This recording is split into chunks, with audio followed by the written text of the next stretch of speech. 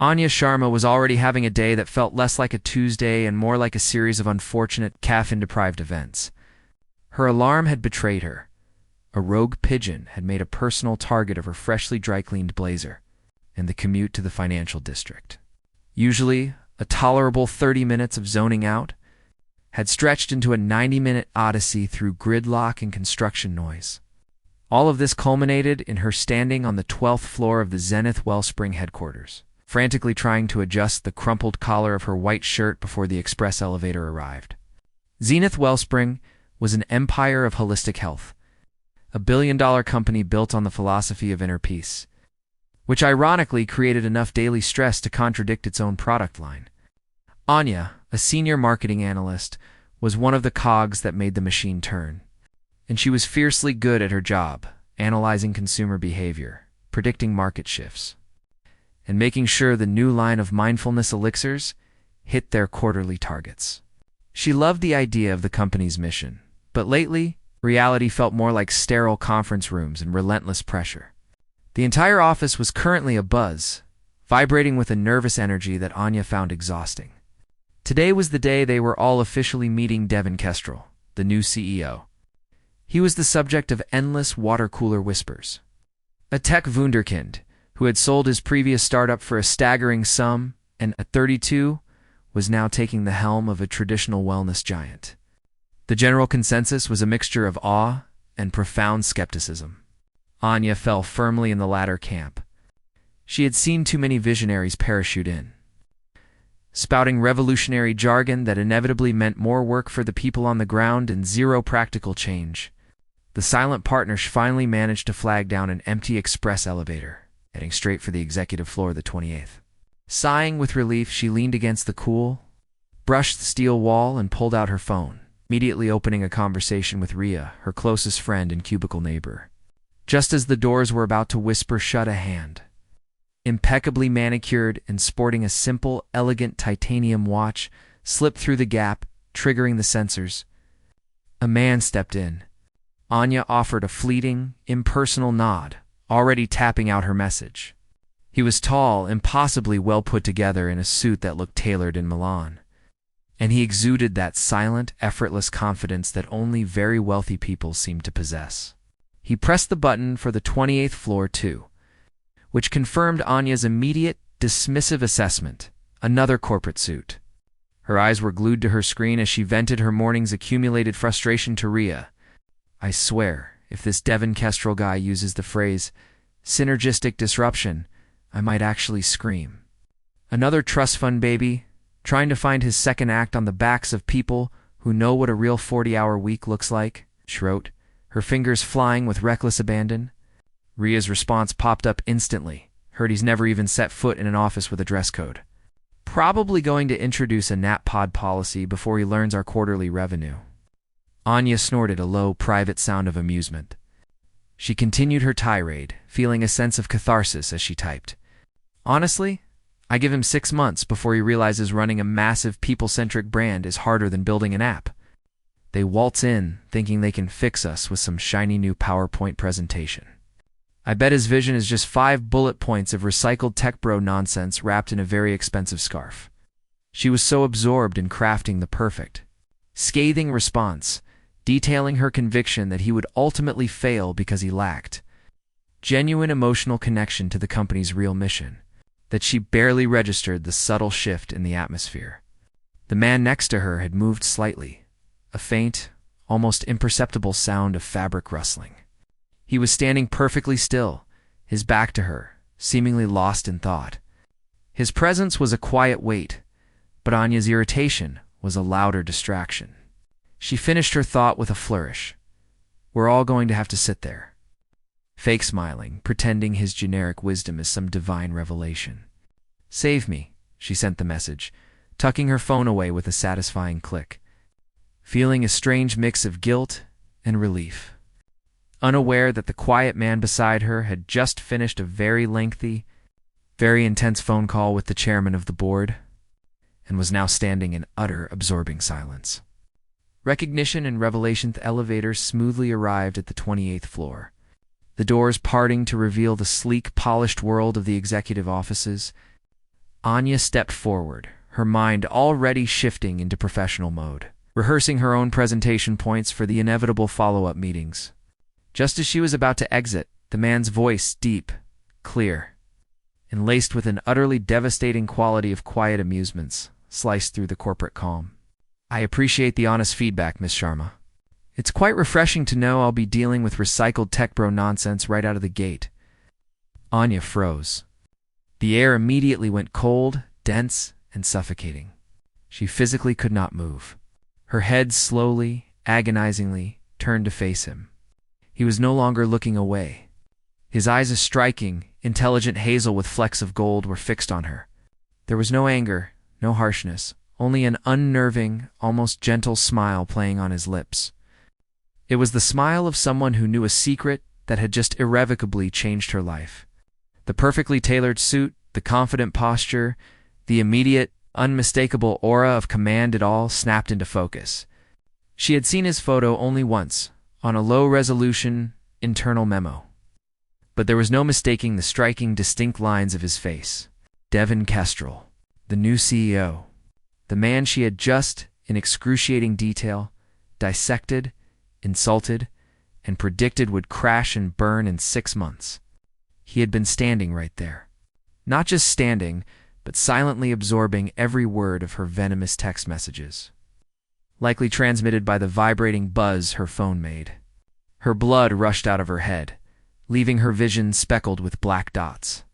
Her mouth opened, but only a dry, desperate whisper emerged. "Sir, Mr. Kestrel, I didn't realize."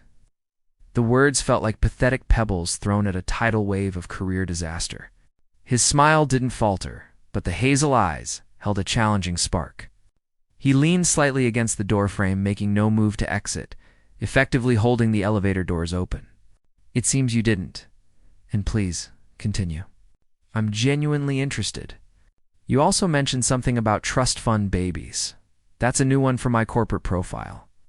The absolute lack of overt rage made the situation infinitely worse. It was a calm, surgical dissection of her monumental screw. "I am so incredibly sorry," Anya stammered, her hands visibly trembling. "It was unprofessional. It was entirely inappropriate. I was only venting, and I meant no disrespect to you." She couldn't even finish the sentence, the lie dying on her tongue. Knowing full well she had been talking specifically about him and his impending tenure. "But you did mean disrespect to the idea of me," he corrected, his tone still mild, yet firm. He tilted his head slightly. "And you made a rather precise prediction about my time here. 6 months, was it? It gives me something of a calendar to work with, I suppose." The elevator dinged again, impatient. But Devon didn't move. A junior executive from the finance department tried to board, saw the CEO holding the door and the visibly pale woman next to him, and instantly retreated, vanishing down the hall. The silence that followed was immense, heavy with the weight of her impending professional execution. "I understand completely, sir," Anya finally managed, her voice steadier now, accepting her fate. "I will, of course, submit my resignation immediately. There is no excuse for what I said." She braced herself for the inevitable, for the cold dismissal that would end her career at Zenith Wellspring. But Devon Kestrel did not pull out his phone to summon security. He did not frown.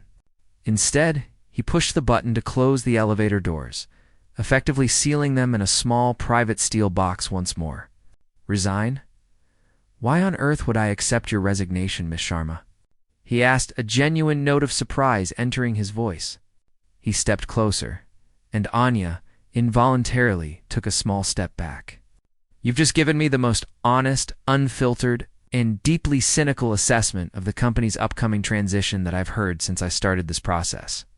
Do you know how many meetings I sat through this week where people told me exactly what they thought I wanted to hear? It's blinding." He studied her, his gaze unwavering, piercing through her shame and landing on something deeper. "You don't hate the company, do you? You hate the corporate act. You care deeply about the mission. Otherwise, you wouldn't be so angry about the people you think are going to ruin it." A single tear of sheer, overwhelmed panic and disbelief tracked down Anya's cheek. This was not how people got fired. This was not how powerful men reacted to blatant insubordination. This was a mind game. "It still doesn't excuse my behavior, Mr. Kestrel," she whispered, wiping the tear away quickly. "No," he agreed simply. "It doesn't, but it does provide an insight I find, ... valuable. Incredibly valuable, in fact." He finally pushed the button for the 28th floor again, and the elevator began its ascent. He turned his back to her, looking forward at the digital floor counter. "We're going to have that conversation, Miss Sharma. But not here, and not now. The all-hands meeting is about to start, and I need you to be present. After it's over, I want you to come directly to my office. We need to discuss your expectations for my tenure and my actual qualifications. And I promise you," he added, glancing back at her over his shoulder, his expression a mixture of seriousness and that lingering, dangerous amusement, "I will not use the phrase synergistic disruption. I leave that to the people who are afraid to tell the truth." The elevator doors opened onto the executive floor, and he stepped out, pausing only to say, "I look forward to our chat." Anya was left standing there, her legs shaking, her mind a frantic, beautiful mess of dread and a terrifying, unfamiliar excitement. She was not fired. She was summoned. And for the first time that morning, she felt completely, terrifyingly awake.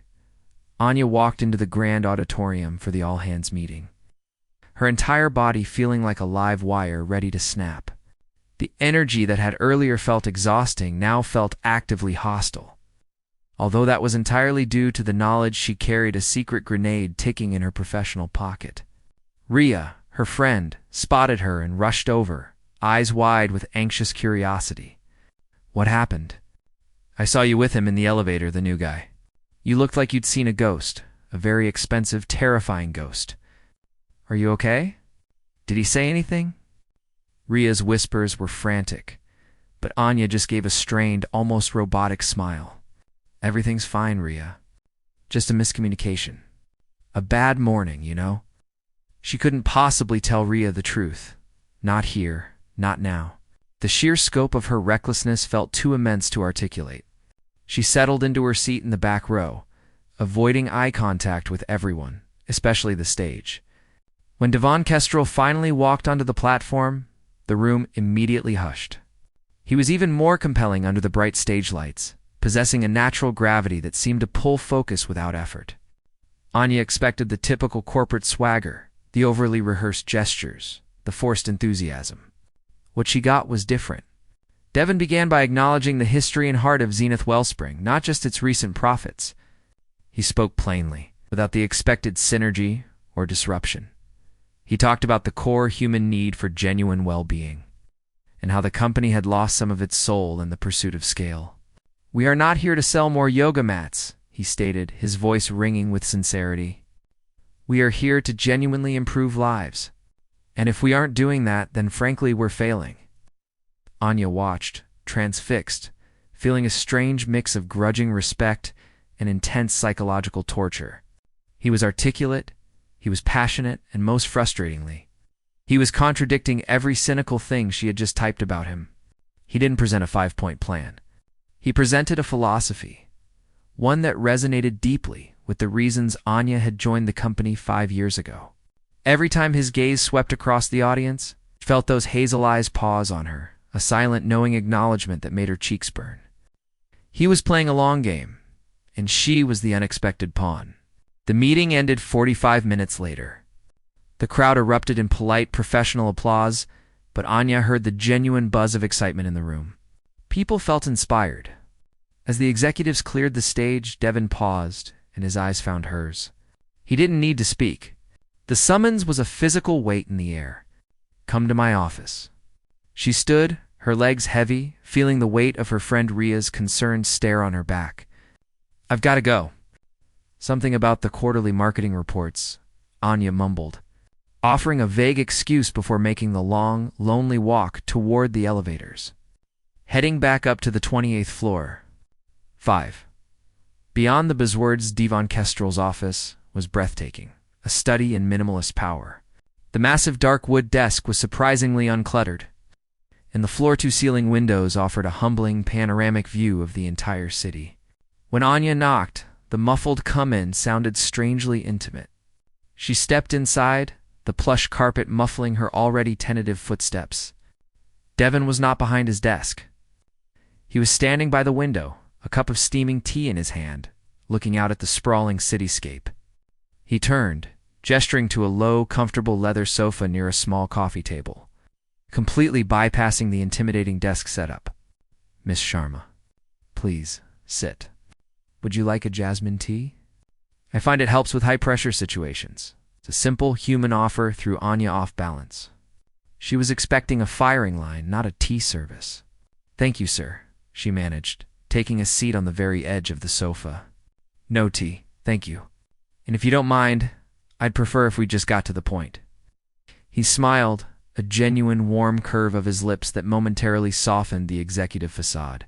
He took a slow sip of his own tea before sitting in the armchair opposite her, not across the desk, but facing her as an equal. "The point, Anya, is that I'm not going to fire you." Her breath caught. I don't understand. I insulted you. I maligned your reputation before you even started." He nodded, setting his cup down. "You did. And that would normally be a swift, textbook termination. But think about what you said. You called me a trust fund baby, partially true. My family has resources.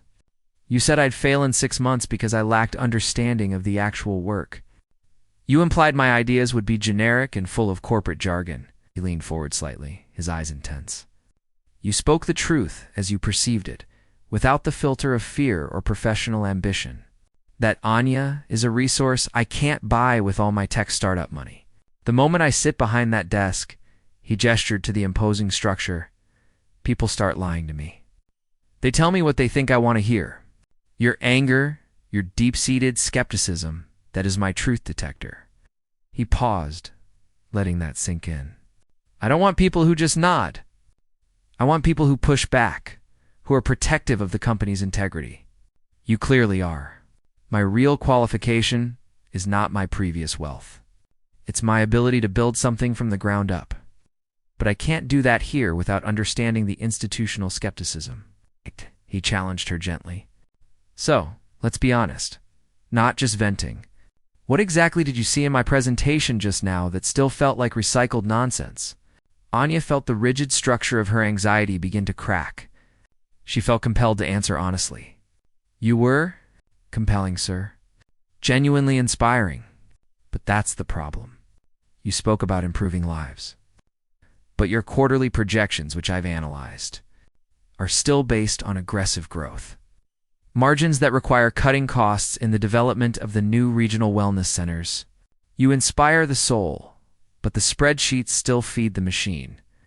And the machine, Mr. Kestrel, is what burns people out, including me." She stopped, aghast at her own audacity. She had just criticized the core of his business strategy in his own office. The personal connection. Devon did not flinch. He didn't get defensive. He merely leaned back, nodding slowly, processing her words with the focused intensity of a surgeon. "That is the most honest thing I've heard all week," he confessed. "And you are right. The spreadsheets are a necessary evil. But let me tell you why the aggressive margins are there, Miss Sharma. It's not to line my pockets. I didn't need this job for the money." He shifted in his seat, the subtle movement revealing a vulnerability she hadn't expected. "My last company, the one that made the headlines, it was a success, yes, but it was hollow. It sold efficiency, but it created isolation. I watched my closest friend, my co-founder, drive himself into an early burnout and a severe health crisis because we optimized the work. But we destroyed the worker." His voice dropped slightly, the hazel eyes losing their executive sheen and becoming simply human. "I came to Zenith Wellspring because I realized the one thing that truly matters true. Holistic wellness can't be scaled like software. It requires investment, sacrifice, and sometimes it requires fighting the shareholders who only see dollar signs. I need the aggressive growth now, so that we can stabilize and then fundamentally change our structure to prioritize quality and employee well-being in the future." He looked at her, his gaze connecting with a depth that went far beyond the corporate context. "I am here because I watched someone I loved almost lose everything, chasing a meaningless metric. My life changed completely in that moment. I want this company to embody true wellness, starting with the people who work here, like you. I need the numbers to earn the right to change the culture." Anya stared at him, the cynicism she had carried all morning dissolving in the face of his unexpected confession. It was an admission of personal failure, a commitment to a life-changing purpose driven by emotional impact, not just profit. This was not the trust fund baby. This was a man who had suffered a profound realization and was now using his enormous power to correct a personal and professional error. I had no idea, sir," Anya said softly, her voice filled with genuine empathy. "I judged you based on a headline and a suit. I apologize for that judgment more than I apologize for the words." Devon smiled, the warmth returning, but this time it was mixed with a shared gravity. "Apology accepted, Anya. And now we understand each other's motivations. You are protective of the mission. I am committed to fulfilling it for reasons that are deeply personal. We are fundamentally on the same side, even if we see different paths to get there." The silence that followed was different from the one in the elevator. It was comfortable, charged with a powerful, mutual respect born from brutal honesty. Anya suddenly felt a warmth spreading through her chest that had nothing to do with jasmine tea. She was no longer facing her impending doom. She was facing a connection, a true, unexpected spark of human understanding with the man she had roasted, who was now revealing the emotional core of his life's changing story. The silence in Devon's office had shifted from tense anxiety to thoughtful contemplation. Anya felt a new energy, a mix of awe and challenge, bubbling up inside her. She looked at Devon, not as the intimidating new CEO, but as a man who had unexpectedly revealed a profound, painful truth about his own life and motivations. He had turned her critique into a platform for genuine connection. Devon leaned forward again, resting his forearms on his knees, his posture open and direct. "So, Anya Sharma, we have established that you possess two incredibly rare and valuable commodities in this building: brutal honesty and an unwavering loyalty to the true mission of this company. You are willing to tell the CEO he's a misguided trust fund baby. That, I believe, makes you uniquely qualified for something." Anya raised an eyebrow, a flicker of her old cynicism mixed with intense curiosity. "Qualified for what, Mr. Kestrel? A demotion to a windowless cubicle?" He smiled warmly. "Quite the opposite. I want to offer you a new, high-stakes role. It's not official yet, but it's essential to my success here. I need someone who can act as my internal truth consultant, someone whose job is literally to watch my every move, every strategy, every presentation, and tell me, privately, directly, and without corporate filter, when I'm falling back into recycled tech bro nonsense, as you so eloquently put it."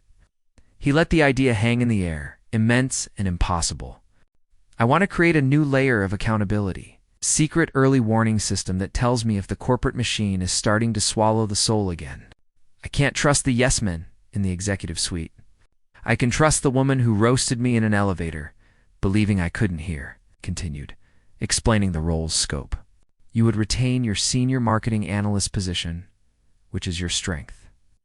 But you would report directly to me, not through the standard hierarchy. Your new mandate would be to analyze the impact of our strategies on the employees and the actual consumer experience, not just the quarterly results. You would be tasked with finding the flaws, the gaps in authenticity, and the moments where we prioritize profit over people. This is a risk for me, a massive risk. I'm putting an enormous amount of power in the hands of someone who has already confidently predicted my failure." He met her gaze, the challenge clear. "But I believe in the power of that skepticism. Will you take this on? Will you agree to keep me honest, even if it's uncomfortable for both of us?" Anya was stunned. This wasn't a job offer. It was an emotional and professional contract based on a moment of utter professional catastrophe. It was a complete, life-changing shift from her analytical, behind-the-scenes role. It was terrifying, and yet it resonated with a deep, frustrated part of her that yearned for real purpose. "This is unprecedented, Mr. Kestrel," Anya said slowly, processing the weight of the trust he was offering. "You're asking me to be your conscience." "Precisely," Devon confirmed. And I'm doing it because I genuinely believe that your cynical passion is exactly what Zenith Wellspring needs to heal. And what I need to stay focused on why I took this job in the first place, to genuinely help people, like my friend who burned out. I'm not looking for efficiency. I'm looking for humanity. He pushed a sleek, leather-bound notebook across the coffee table toward her.